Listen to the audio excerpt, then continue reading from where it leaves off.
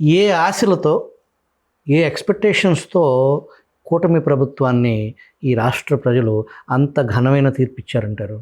Expectations కన్నా కూడా నా అభిప్రాయంలో జగన్మోహన్ రెడ్డి గారి పాలనకు వ్యతిరేకంగా వేసిన ఓటు అని నేను జగనొద్దు అనేదే అనేది ఐ ఫీల్.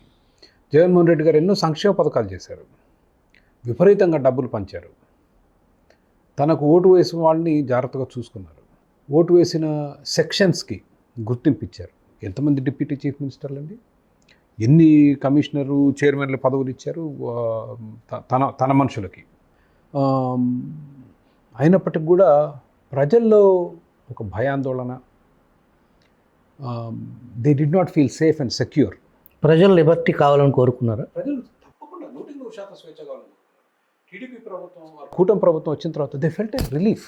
ఊపిరి పీల్చుకోగలం, కాస్త మాట్లాడగలం, మాట్లాడగానే వచ్చి దాడులు చేసి కొట్టడం, తన్నటం ఇట్లాంటివి జరగవు అన్న కాన్ఫిడెన్స్ కొంత ప్రజల్లో డెఫినెట్లీ వచ్చింది.